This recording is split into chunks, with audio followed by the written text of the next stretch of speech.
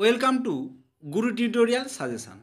উচ্চ মাধ্যমিকের স্বাস্থ্য এবং শারীরশিক্ষা বিষয়ে হেলথ অ্যান্ড ফিজিক্যাল এডুকেশানের 100% গ্যারান্টি সহকারে সাজেশান নিয়ে অবশ্যই উচ্চ মাধ্যমিক যাদের স্বাস্থ্য শারীরশিক্ষা বিষয় রয়েছে অবশ্যই কেউ এই ভিডিওটি মিস করবে না। এই কয়েক মিনিটের ভিডিও চতুর্থ অধ্যায়ের স্বাস্থ্য শারীরশিক্ষার ফাইনাল সাজেশান। মাত্র কয়েকটি প্রশ্ন দিয়েছি, এখান থেকে দুটো প্রশ্ন কিন্তু কমন পাবে, একেবারে গ্যারেন্টি। চতুর্থ অধ্যায়ের অন্যান্য অধ্যায় থেকে চতুর্থ অধ্যায়ের একটি প্রশ্ন বেশি রয়েছে। পূর্বের অধ্যায়ে দুটো দিয়েছি, তৃতীয় অধ্যায় থেকে দুটো দিয়েছি, চতুর্থ অধ্যায় থেকে 6টা প্রশ্ন রয়েছে, প্রথম অধ্যায় থেকে 4টি প্রশ্ন, দ্বিতীয় অধ্যায় থেকে মাত্র 4টি প্রশ্ন দিয়েছি। কিন্তু পূর্বের ভিডিওগুলো রয়েছে, দেখে নেবে। এছাড়া যে এমসিকিউ একেবারে সম্পূর্ণ বিনামূল্যে পিডিএফ সহকারে দিয়েছি, সেগুলো দেখতে কেউ ভুলবে না।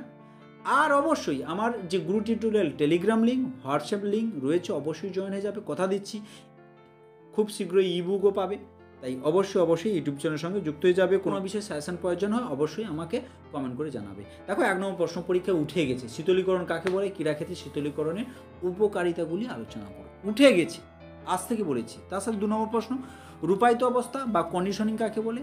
এর প্রকারভেদগুলি কী কী সংক্ষেপে আলোচনা করো। কন্ডিশনিংয়ের গুরুত্ব বা প্রয়োজনীয়তা লেখো। দুটোর মধ্যে থেকে দুটো থাকতে পারে বা একটা তো অবশ্যই পাবে। এরপরে দেখো, চতুর্থ অধ্যায়ের পরের যে প্রশ্নগুলি মোস্ট ইম্পর্টেন্ট। 3 নম্বর প্রশ্ন, উষ্ণীকরণ বা গা গরম বলতে কী বোঝো? ক্রীড়াক্ষেত্রে উষ্ণীকরণের প্রয়োজনীয়তাগুলি আলোচনা করো। 4 নম্বর প্রশ্ন, যোগাভ্যাস বা আসন অভ্যাসে নিয়ম নীতিগুলি কী কী? যোগাভ্যাসের তাৎপর্যগুলি আলোচনা করো। চতুর্থ প্রশ্ন, এই ভিডিওর ডেসক্রিপশন বক্সে যাবে, সেখানে প্লেলিস্ট সহকারে লিঙ্কগুলি থাকবে, দেখে নেবে। ফার্স্ট কমেন্ট বক্সেও থাকছে। এছাড়া পিডিএফগুলি পাওয়ার জন্য, উত্তরের পিডিএফ বা প্রশ্নের পিডিএফ বা এমসিকিউ পিডিএফ পাওয়ার জন্য অবশ্যই গুরু টিউটোরিয়াল টেলিগ্রাম লিঙ্ক এবং হোয়াটসঅ্যাপের সঙ্গে যুক্ত থাকবে। আর যদি কোনো সমস্যা হয় অবশ্যই কমেন্ট করতে কেউ ভুলবে না।